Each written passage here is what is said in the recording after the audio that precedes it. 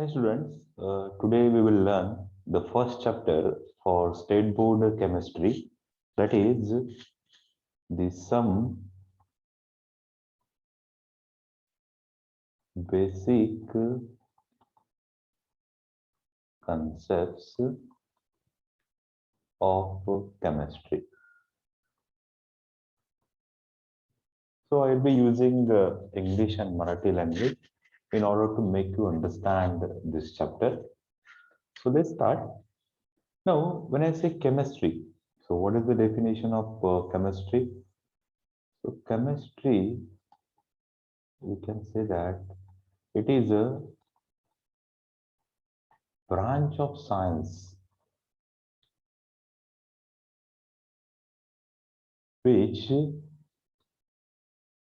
deals with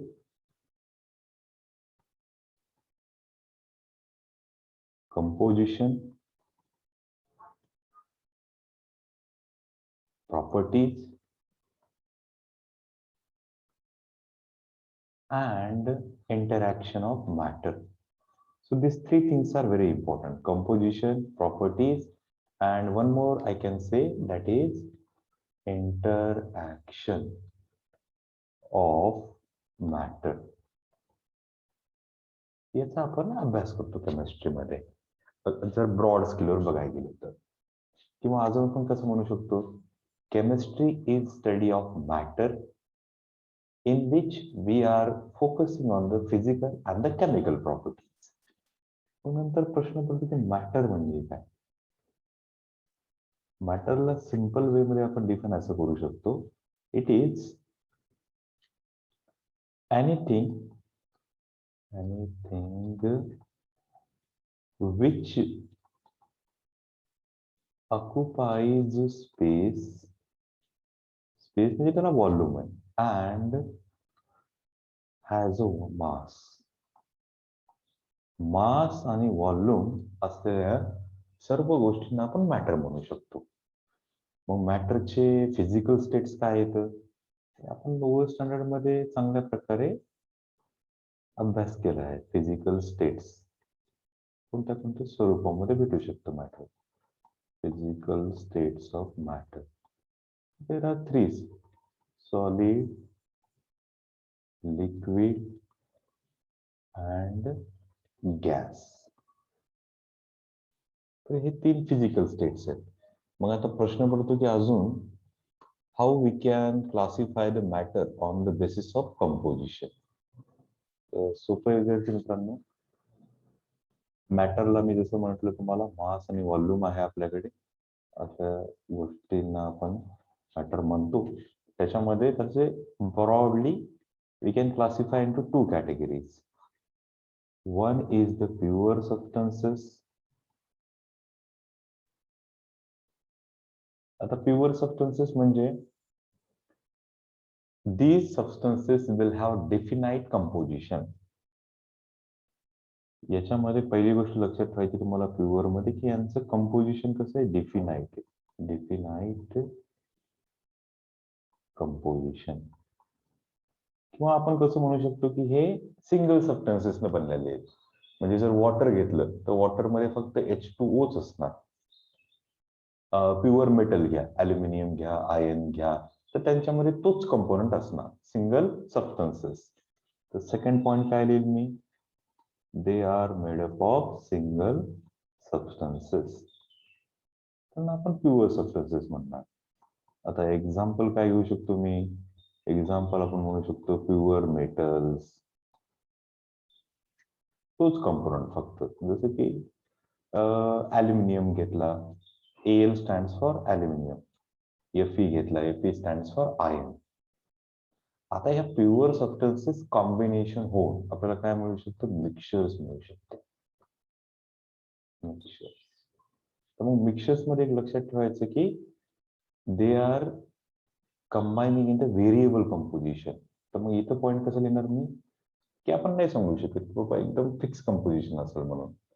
दोन substances घेतले आपण तर ते व्हेरिएबल कंपोजिशन मध्ये घेणार. तर मग इथं पॉईंट लिहितो मी, नो डेफिनाइट कंपोजिशन.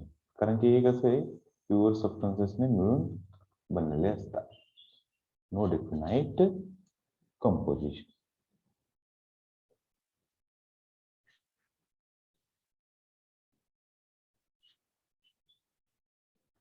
आणि मग याच्यामध्ये तुम्ही कसे एक्झाम्पल्स घेऊ शकतात, याच्यामध्ये आपल्याकडे खूप एक्झाम्पल आहेत.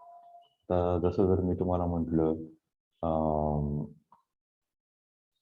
आपण याचं एक्झाम्पल घेऊ शकतो कॉन्क्रीटचं. कॉन्क्रीटमध्ये काय असू शकतं? कॉन्क्रीटमध्ये आहे mixture of sand, cement, water. तर त्याच्या दोन ब्रॉड कॅटेगरीज झाल्या, pure substances and the mixture. आता याच्यानंतर प्रश्न पडतो की याला पण आपण काही सब डिवाइड करू शकतो का? हो, याला आपण सब डिवाइड करू शकतो. आता जसं सब डिवाइड जर करायचं म्हणलं तर प्युअर सबस्टन्सेसला कसं सब डिवाइड करणार तुम्ही? प्युअर सबस्टन्सेसचं अजून दोन क्लासिफिकेशन होऊ शकतं. प्युअर सबस्टन्सेसला आपण एलिमेंट्स म्हणू शकतो, एलिमेंट्स. आणि एलिमेंट्सचं कॉम्बिनेशन, एलिमेंट्स म्हणजे सिम्पलर सबस्टन्सेस. एलिमेंट्सचं कॉम्बिनेशन म्हणून तुम्हाला कंपाऊंड म्हणू शकतात.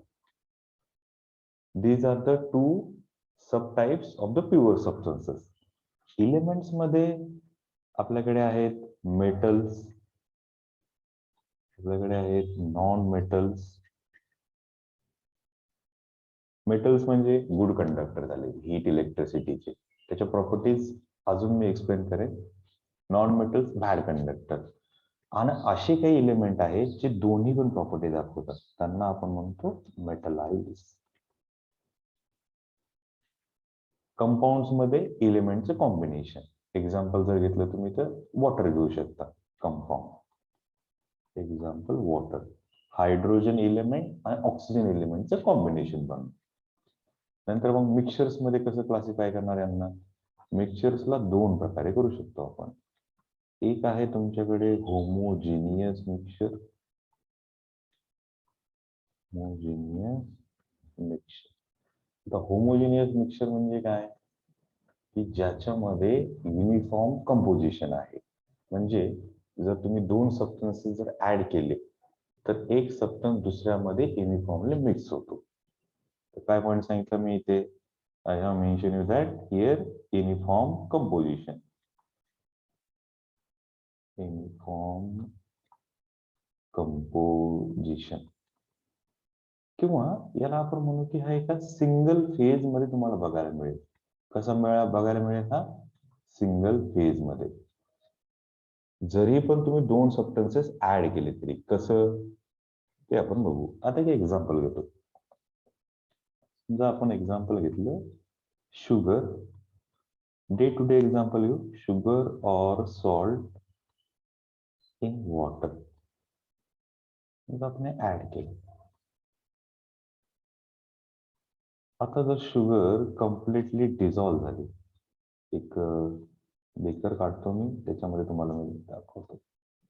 समजा ही वॉटर आहे, याच्यात आपण ऍड केलं शुगर. तर आपलं ऑब्झर्वेशन काय असेल?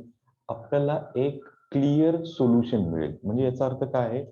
Sugar is completely distributed in the water. तर हे होमोजिनियस मिक्सचरचं उदाहरण झालं, शुगर सोल्युशन. तुम्हाला एकच फेज मग बघायला मिळेल. मग आता दुसरा प्रश्न पडतो की what about the next type? Next type मध्ये येतो तुमचा हेटेरोजिनियस मिक्सचर.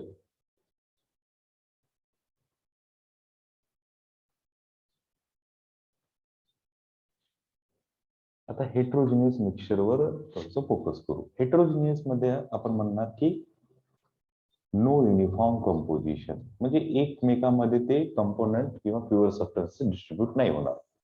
No uniform composition. किंवा दुसरी गोष्ट काय म्हणू शकता तुम्ही की यामध्ये तुम्हाला वेगवेगळे फेजेस मिळतील. म्हणजे दोन प्युअर सबस्टन्सेस जर ऍड केले तर ते एकमेकांमध्ये मिक्स नाही होणार, युनिफॉर्मली मिक्स होणार नाही. So you will get distinct और different phases. Simple word use करू, we will get the different phases. मग एक्झाम्पल काय आहे? एक्झाम्पल आपल्याकडे खूप सारे येतात. एक घेऊ आपण, सँड इन वॉटर. आता सँड इन वॉटर म्हणलं की सँड बॉटमला असणार, वॉटर त्याच्यावर.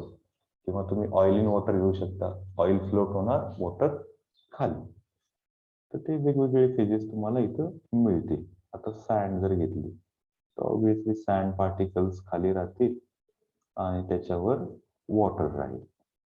तर तुम्ही बघू शकता की वेगवेगळे डिफरंट फेजेस मिळतील, वॉटर आणि हा सँड. राईट. हा झाला होमोजिनियस आणि हेट्रोजिनियस. कशाचे ते दोन टाईप? मिक्सचरचे दोन टाईप आहेत. मग आता थोडासा प्रश्न पडतो की इकडे आपण मेटल, नॉन मेटल आणि मेटल लिहिलं, याच्याबद्दल थोडीशी माहिती बघूया. मग नंतर याच्यानंतर पुढचा पोर्शन कव्हर करू.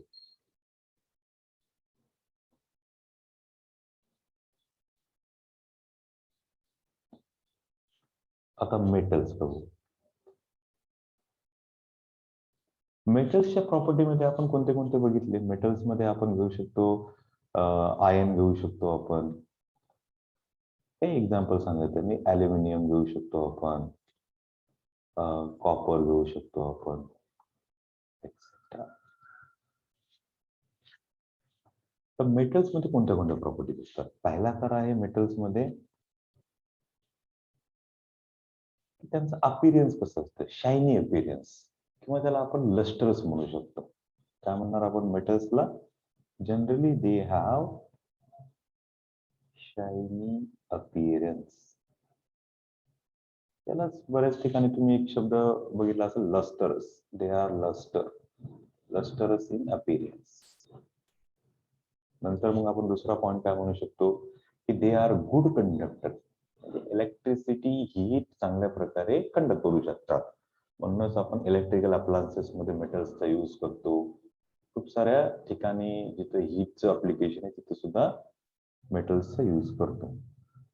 So I will write down the second point. Good conductor of heat and electricity. आता थर्ड प्रॉपर्टी अजून एक महत्वाची मी तुम्हाला सांगतो. आपण बघितले की ॲल्युमिनियमच्या foil these are use for food packaging किंवा डिफरंट पर्पजेस मध्ये अजून यूज करू शकतात. फॉइल, छोट्या छोट्या शीट्स. तर ती प्रॉपर्टी कोणती आहे? त्या प्रॉपर्टीला आपण म्हणणार it is nothing but the malleable. So metals are generally malleable in nature. Malleable in nature. Malleable म्हणजे काय? Can be drawn into thin sheets. That is can be drawn. म्हणजे आपण छोट्या शीट बनवू शकतो. आता गोल्ड जर विचार केलं, गोल्ड हा मोस्ट मॅलेबल आहे. छोटे छोटे आपण शीट्स बनवू शकतो, राईट, छोट्या थिकनेसच्या. Can be drawn into thin sheets. हा एक मेटलची प्रॉपर्टी आहे. त्याच्यानंतर आता याच्यानंतरची कोणती प्रॉपर्टी आहे? याच्यानंतर आपण म्हणू शकतो की they are ductile in nature. म्हणजे त्याच्यापासून आपण वायर बनवू शकतो. Ductile in nature. याला काय म्हणणार आपण? Can be drawn into wires. Can be drawn into wires. Examples काय आहेत? कॉपर आहे, ॲल्युमिनियमचे केबल्स आहेत जे आपल्या we can see outside our home, right.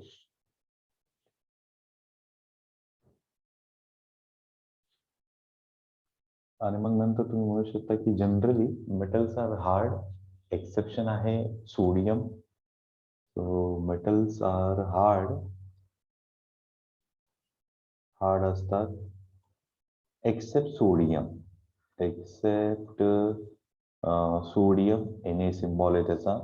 Potassium, का? कारण की त्यांना आपण नाईफने सुद्धा कट करू शकतो. हे सॉफ्ट आहेत. Except sodium and potassium. Soft metals can be cut with the knife also, right? अजून एक आहे पॉइंट जो की म्हणजे तुम्हाला लक्षात ठेवायला पाहिजे. तो म्हणजे आहे की most of the metals are solid in nature except mercury. Mercury is a room liquid at a room temperature.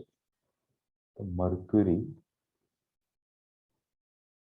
Liquid at a room temperature. Mercury हा मेटल आहे रूम टेम्परेचर.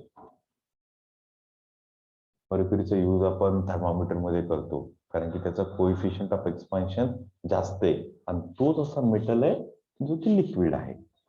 तर ह्या प्रॉपर्टीज झाल्या मेटल्सच्या.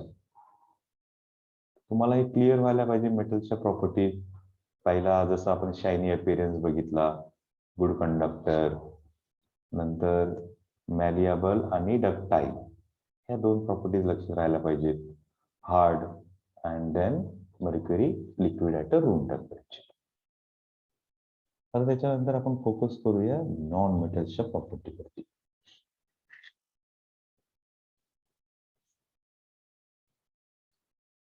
आता नॉन मेटल्सच्या प्रॉपर्टी थोड्याशा अभ्यास करायला सोपा जातात कारण की जे मेटल्सच्या प्रॉपर्टी आहेत त्या नॉन मेटल्स नाही दाखवणार. तर मग तुम्ही त्याला पहिली प्रॉपर्टी काय म्हणणार की डल अपीरियन्स. डल अपीरियन्स. आता एक्झाम्पल जर घ्यायचे म्हणले तर कोणते कोणते त्याच्यामध्ये एक्झाम्पल तुम्ही घेऊ शकता. कार्बनचं एक्झाम्पल घेऊ शकता तुम्ही. कार्बन आहे, सल्फर आहे आपल्याकडे. गॅसेस मध्ये जर म्हणलं तर नायट्रोजन आहे, ऑक्सिजन आहे. these are some of the non-metals. Dull appearance. Carbon बघितलं तर तुम्ही ब्लॅक कलरचा राहतो, राईट. त्याच्यानंतर bad conductor. Bad conductor of electricity and heat. आणि यांच्यापासून आपण जनरली नाही बनवू शकत शीट किंवा wires. So not malleable or ductile in nature.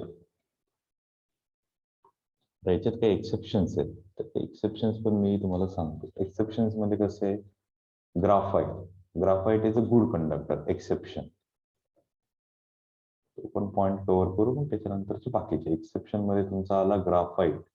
Graphite is good conductor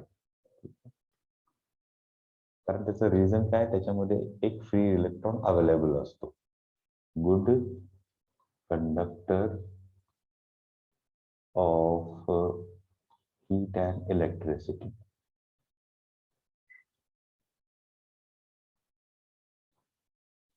नंतर अजून एक एक्सेप्शन काय आहे की generally non metals are soft in nature. आपण काय म्हणणार याच्यानंतर मी घेतो. So non metals soft in nature. पण त्याच्यात एक्सेप्शन काय आहे, एक्सेप्शन आहे डायमंड. ओके, डायमंड हा हार्डेस्ट एलिमेंट म्हणू शकतो आपण. डायमंड.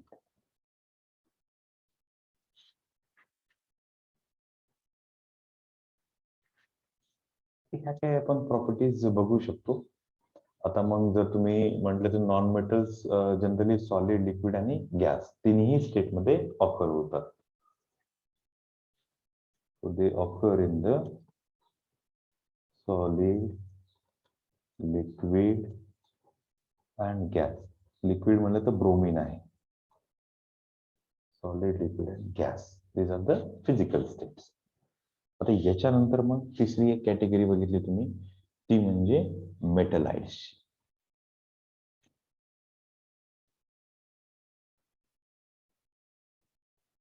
आता मेटलाइट्स, these are the elements which will show the properties of both metals and non-metals. किंवा याला म्हणणार तुम्ही intermediate between metals and non metals. तर एक्झाम्पल कोणते कोणते ते एकदा बघून घेऊ. एक्झाम्पल आहे तुमच्याकडे सिलिकॉन. सिलिकॉन पासून आपण सोलार सेल बनवतो.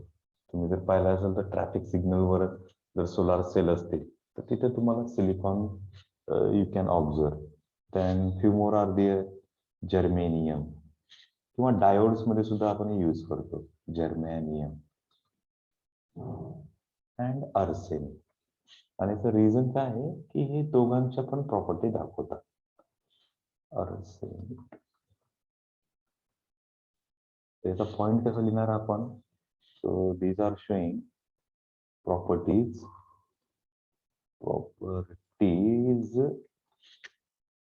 intermediate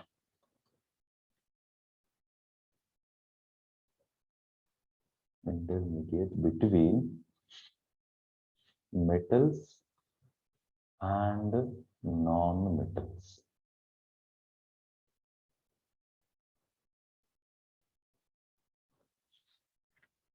तर हे आपलं मॅटरचं क्लासिफिकेशन झालं.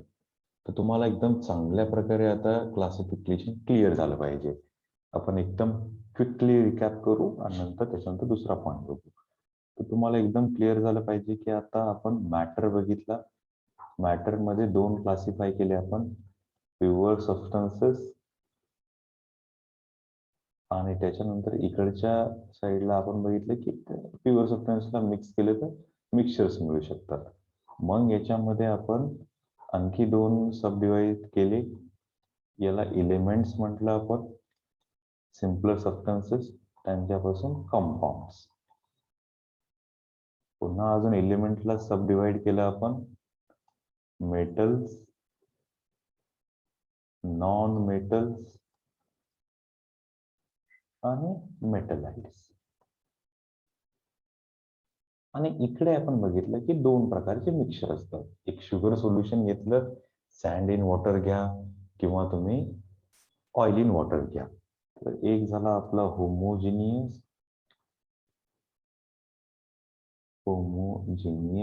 मिक्सचर्स आणि एक झाला हेटेरोजिनियस मिक्सचर. आता आपण बघूया इथे मॅटरचे टाईप झाले. तर मॅटरच्या कोणत्या कोणत्या प्रॉपर्टीज आहेत, प्रॉपर्टीज ऑफ मॅटर, आणि त्याचं क्लासिफिकेशन कसं करणार आपण.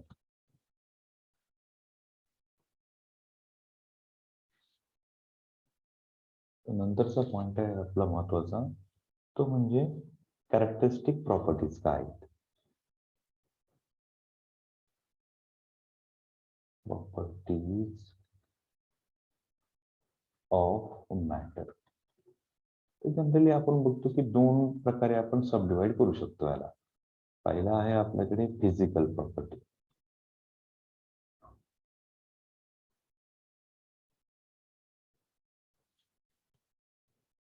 आता फिजिकल प्रॉपर्टी म्हणजे काय की ज्याच्यामध्ये केमिकल कंपोजिशन चेंज नाही होणार. तर मग एक्झाम्पल काय आहे? एक्झाम्पल आहे आपल्याकडे फिजिकल प्रॉपर्टीज मध्ये तुम्ही आपण बघू शकतो, कलरचं एक्झाम्पल आहे. कलर घेऊ शकतो आपण, नंतर ऑर्डर घेऊ शकतो, स्मेल झाला ऑर्डर, नंतर मेल्टिंग पॉइंट, बॉइलिंग पॉइंट. याच्यामध्ये केमिकल कंपोजिशन चेंज नाही होत, फक्त त्याची स्टेट चेंज होते. आता मेल्टिंग पॉइंट म्हटलं तर तो मेल्ट होणार, बॉइलिंग पॉइंट म्हटलं तर तो बॉइल होणार, बॉइलिंग पॉइंट एक्सेट्रा. एक सिंपल उदाहरण घेऊ, त्याच्याद्वारे तुम्हाला अजून समजेल. समजा मी जर म्हटलं की माझ्याकडे आईस आहे, आईस, तर हा काय सॉलिड स्टेट ऑफ वॉटर आहे, right. This is the solid H2O. Chemical composition काय, 2 hydrogen 1 oxygen. Let say ice melt झाला, मेल्ट और फ्युजन, तर आपल्याला काय मिळेल, वॉटर मिळेल. तर वॉटर काय लिक्विड H2O आहे, फक्त त्याची फिजिकल स्टेट चेंज होत आहे. त्याच्यामुळे मी म्हटलं मेल्टिंग पॉइंट. आता हीच जर वॉटर आपण बॉईल केली, बॉईल, तर हा इकडे काय मिळेल आपल्याला, वेपर्स. कशाचे वेपर्स, वॉटर्सचे. तर हा काय गॅशियस H2O, गॅशियस H2O. तर सगळ्यांमध्ये त्याचं केमिकल कंपोजिशन सेमच आहे. ती झाली तुमची फिजिकल प्रॉपर्टी. मग आता प्रश्न पडतो की मग केमिकल प्रॉपर्टी कोणती आहे? फिजिकल प्रॉपर्टीज भरपूर आहेत, ते तुम्हाला एक्झाम्पल देऊन काही एक्सप्लेन केलं. आता केमिकल प्रॉपर्टीज. केमिकल प्रॉपर्टीमध्ये लक्षात ठेवायचं, there will be change in the chemical composition. Property. So what you have to remember? Change in chemical composition. मग आता याच्यामध्ये एक्झाम्पल जर घ्यायचे म्हटले तर एक्झाम्पल मध्ये तुम्ही म्हणू शकता, आपण एक कंबशनचं एक्झाम्पल घेऊ. कंबशन किंवा याला मी सिंपल वे मध्ये म्हणू शकतो, बर्निंग ऑफ फ्युएल. आता बर्निंग ऑफ फ्युएल मध्ये कसं केमिकल कंपोजिशन चेंज होईल. आपण कोकचं एक्झाम्पल घेऊ. कोक म्हणजे कार्बन असतो.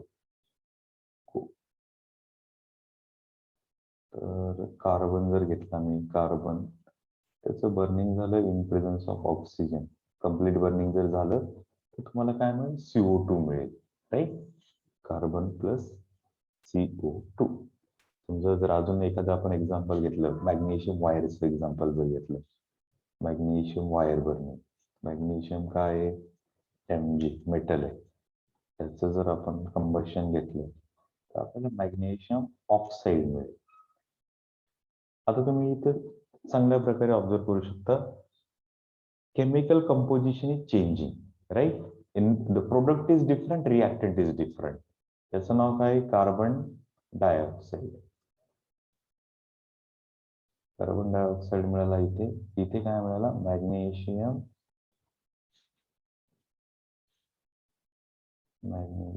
Dioxide.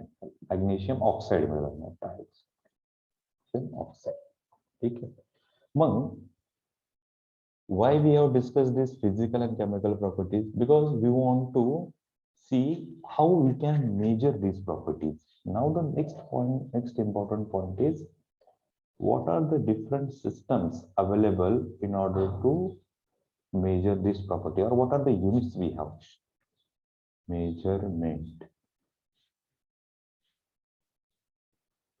Measurement of properties. So there are different units we have in order to measure these properties. So to measure, we are going to discuss now different systems. So what are the available systems, or the different systems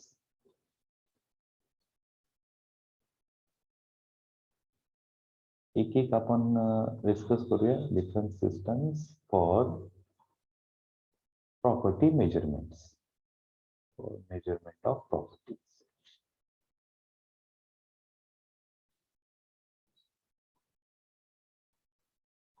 तर याच्यामध्ये पहिला कोणता येतो? So the first that we are going to discuss is nothing but a CGS system.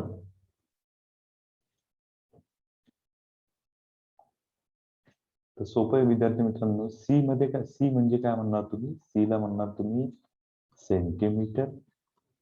लेंथसाठी आहे. G stands for gram and S stands for second. म्हणजे तुम्ही काय घेणार? CGS सिस्टम मध्ये जर घेतलं तर तुम्ही कोणते युनिट यूज करणार? सेंटीमीटर, ग्राम आणि सेकंड. दुसरा आहे आपल्याकडे FPS सिस्टम. आता FPS मध्ये कसं असणार? फूट, पाउंड अँड सेकंड. नंतर आहे आपल्याकडे MKS सिस्टम. ह्या वेगवेगळ्या सिस्टमचे ऍज पर कन्व्हिनियन्स आपण यूज करतो प्रत्येक ठिकाणी. तर तुम्ही पण ऑब्झर्व केलं असेल, तुम्हाला बऱ्याचदा युनिटचं कन्व्हर्जन करावं लागतं. नंतर मग आहे MKS म्हणलं की metre,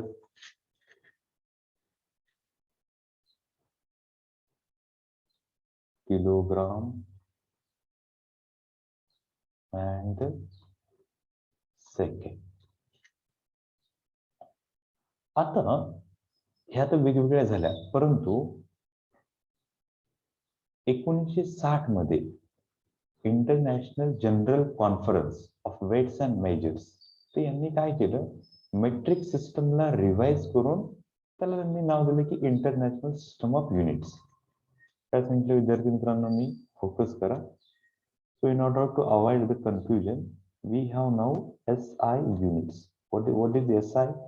SI is nothing but system of international units. आपण म्हणू शकतो त्याला इंटरनॅशनल सिस्टम ऑफ युनिट्स. तर इथं मी लिहितो म्हणजे तुम्हाला कन्फ्युजन होणार नाही. International system of units. कशाला रिवाइज केलं आपण MKS सिस्टमलाच रिवाइज केलं, मेट्रिक सिस्टमला. कधी केलं? 1960 मध्ये.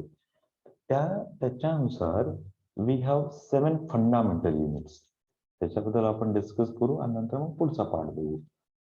So what are the 7 fundamental units? तर बऱ्याच ठिकाणी तुम्ही SI युनिट्स मध्ये बघू शकता मेजरमेंट्स. तर पहिला आहे तुमच्याकडे फंडामेंटल युनिट आहे लेंथ. त्याचं मग सिम्बॉल तुम्ही म्हणू शकता L. तर मी इथं त्याच्या प्रॉपर्टीज लिहितो. तुमची कोणती फिजिकल क्वांटिटी आहे, पहिल्यांदा तुमची येणार फिजिकल क्वांटिटी. आपण एका चार्टच्या फॉर्म मध्ये अभ्यास करू. फिजिकल क्वांटिटी, मग नंतर त्याला सिम्बॉल, दुसऱ्या ह्याच्यामध्ये तुमचा सिम्बॉल येणार. त्याच्यानंतर त्याचं आपण सरळ सरळ SI युनिट घेऊ. तर पहिला जसं मी सांगितलं तुम्हाला लेंथ साठी आता आपल्याला माहिती आहे की आपण मीटर यूज करतो, स्मॉल m. नंतर दुसरा आहे तुमच्याकडे मास. मासला m ने डिनोट करायचं, त्याचं युनिट काय असणार? kg, kilogram. काही गोष्टी माहिती आहे तुम्हाला म्हणून क्विकली आपण कव्हर करूया. Then we will see the further portion. Then the third we have a time. What is the unit for time? Time साठी आहे आपल्याकडे second.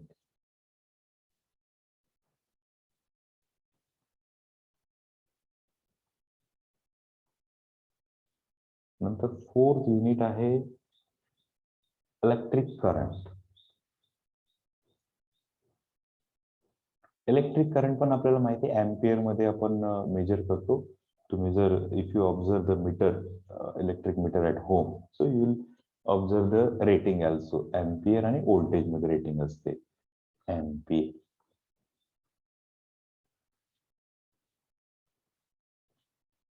Then we have a temperature. Temperature म्हणलं विद्यार्थी मित्रांनो, so for temperature we have the SI unit as a Kelvin. There are other units also, so I will just explain them. So what are the other units for temperature? We have a degree Celsius also, degree Celsius.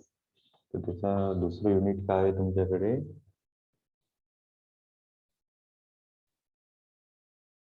याचं unit आपण म्हणू शकतो, एक आहे degree Celsius and other one is the Fahrenheit.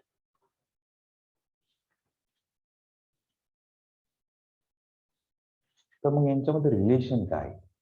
Relation खूप simple आहे विद्यार्थी मित्रांनो. इकडं मला थोडंसं करेक्शन करावं लागेल. तर डिग्री सेल्सिअस पाहिजे हा. येस,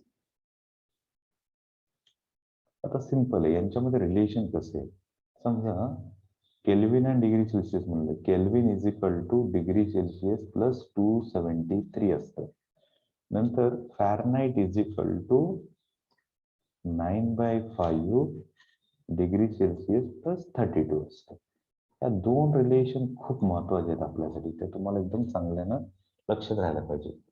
तरी पण प्रश्न पडतो की म्हणजे कसं याला अंडरस्टँड करणं. एकदम सिंपल विद्यार्थी मित्रांनो, समजा मी 3 स्केल जर घेतल्या, वेगवेगळ्या येतात, टेम्परेचरचा स्केल येते. इथे मी तुम्हाला एक्सप्लेन करतो.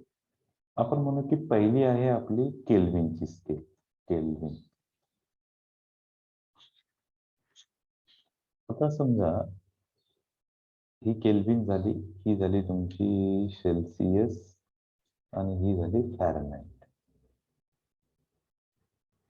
चला थोडस आपण अजून इकडे घेऊया, फॅरनहाइट. आता एक रीडिंग कन्सिडर करू आपण. समजा मी जर म्हटलं की माझं केल्विनवर 0 केल्विन आहे, त्यासाठी डिग्री सेल्सिअस किती असणार आहे? तुम्ही ते पुट करून बघा. केल्विन 0 तर डिग्री सेल्सिअस कुठून स्टार्ट होईल? -273. हा मी म्हटला केल्विन, हा डिग्री सेल्सिअस आणि हा फॅरनहाइट, राईट. तर मी काय म्हणेल की जर तुम्ही 0 केल्विन घेतला तर तो -273 डिग्री सेल्सिअस होईल. तर काही काही रेफरन्स बुक मध्ये 273.15 दिलेले, तर ती तुम्ही व्हॅल्यू घेऊ शकता, 273.15. मग नंतर फॅरनहाइट मध्ये काय होईल याचं टेम्परेचर? -459.67. जस्ट तुम्ही व्हॅल्यू पुट करून बघायची. केल्विनच्या जागी काय करा, 0 ठेवा. नंतर मग डिग्री सेल्सिअस जागी काय ठेवा, -273.15. तर याला आपण काय म्हणतो? ऍब्सोल्यूट झिरो टेम्परेचर म्हणतो. This is called as the absolute zero temperature. कारण ह्या वेगवेगळ्या स्केल आहेत, त्याच्यानुसार मग तुमच्या टेम्परेचरच्या व्हॅल्यू चेंज होणार. मग नंतर आता दुसरे एक घेऊ आपण. समजा माझ्याकडे 0 डिग्री सेल्सिअस आहे, 0 डिग्री सेल्सिअस. तर त्यावेळेस कसं होईल? हा होईल तुमच्याकडे 273.15 केल्विन होईल हा. What about this? This is 32 degree Fahrenheit, right. हा ऍब्सोल्यूट झिरो टेम्परेचर झाला. याला आपण झिरोला काय म्हणतो? फ्रीजिंग पॉइंट म्हणतो याला, राईट. तो जनरली ह्या टेम्परेचरवर काय म्हणतो आपण? वॉटर गेट्स फ्रीज, त्याला फ्रीजिंग पॉइंट म्हणतो, फ्रीजिंग पॉइंट. अजून एक घेऊ आपण, थोडासा डाऊट क्लिअर होईल. लेट्स से ह्या टेम्परेचरला आपण बॉइलिंग पॉइंट घेऊ. तर मी इकडच्या साईडला दाखवतो. बॉइलिंग पॉइंट म्हणले की 100 डिग्री सेल्सिअस म्हणतो आपण बॉइलिंग पॉइंट. आता 100 डिग्री सेल्सिअसला याच्यामध्ये ठेवून द्या 373. तुम्ही जर एकदम चांगल्या प्रकारे पाठ केलं तर तुम्हाला हे कन्व्हर्जन खूप सोपे जाते. What I have mention in place of degree Celsius put 100, 373. What about this? हा येईल तुमचा 212 फॅरनहाइट. म्हणजे आपण एकच पॅरामीटर मेजर करत आहोत, टेम्परेचर, परंतु वेगवेगळ्या स्केल आहेत, त्याच्यानुसार याचे टेम्परेचर व्हेरी होते. तर हा झाला तुमचा 5वा fundamental quantity. Then after this we have amount of substance. तर केमिस्ट्रीमध्ये आपण अमाऊंट ऑफ सबस्टन्स साठी मोल यूज करतो, मोलच्या स्वरूपामध्ये सांगतो आपण amount of substance. In further classes, I will explain more regarding this amount of substance. त्यांना डिनोट करणार तुम्ही त्याला मोल म्हणणार. अजून एक आहे तुमच्याकडे ल्युमिनस इंटेन्सिटी. आता ल्युमिनस इंटेन्सिटीला कसं म्हणणार? Amount of visible light emitted per unit solid angle. आपण त्याला असं म्हणू शकतो, amount of visible light in unit time per unit solid angle. किंवा सरळ सरळ इंटेन्सिटी घेतो मी याला, लुमिनस इंटेन्सिटी. फिजिक्स मध्ये तुम्ही याच्याबद्दल अजून जास्त शिकाल. लुमिनस इंटेन्सिटी याला डिनोट करणार तुम्ही त्याला, याला याचे युनिट असणार कॅन्डेला,